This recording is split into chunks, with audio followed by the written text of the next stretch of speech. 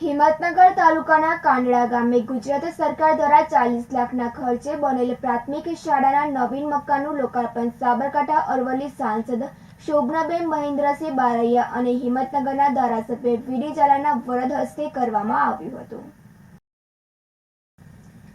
હિંમતનગર તાલુકાના કાંડળા ગામે ગુજરાત સરકાર દ્વારા 40 લાખના ખર્ચે બનેલ પ્રાથમિક શાળાના નવીન મકાનનું લોકાર્પણ સાબરકાંઠા અરવલ્લી સાંસદ શોભનાબેન મહેન્દ્રસિંહ બારૈયા અને હિંમતનગરના ધારાસભ્ય વીડી ઝાલા સાહેબના વરદ હસ્તે કરવામાં આવ્યું હતું, જેમાં ગ્રામજનો તેમજ એસએમસી સમિતિ અને શાળા પરિવાર દ્વારા આજે ગણેશ ચતુર્થીના પવિત્ર દિવસે સત્યનારાયણ કથાનું આયોજન કરવામાં આવ્યું હતું, તેમજ શાળાની બાળાઓ દ્વારા સ્વાગત ગીત કરી સન્માન કરવામાં આવ્યું હતું, જેમાં જિલ્લા પંચાયતના સદસ્ય પાર્થભાઈ પરમાર, તાલુકા પંચાયતના ઉપપ્રમુખ હિતેશભાઈ પટેલ, રાજકીય આગેવાન ભગાભાઈ પરમાર, વિસ્તારના રાજકીય આગેવાન રાજુભાઈ પંચાલ, તાલુકા મહામંત્રી ભવરસિંહ ચૌહાણ, ઉપપ્રમુખ નવલસિંહ ચૌહાણ, કિસાન મોરચાના પ્રમુખ જયેશભાઈ પટેલ,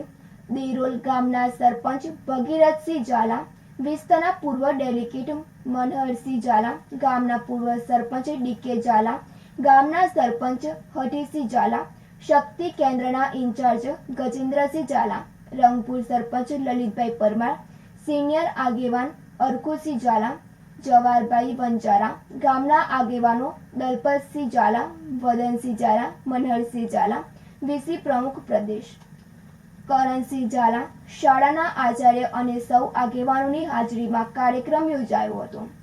સમગ્ર કાર્યક્રમનું સંચાલન સરકારી માધ્યમિક શાળાના આચાર્ય મનુભાઈ દેસાઈ દ્વારા કરવામાં આવ્યું હતું।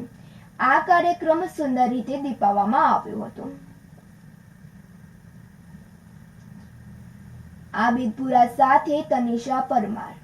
સીડી ન્યૂઝ, હિંમતનગર।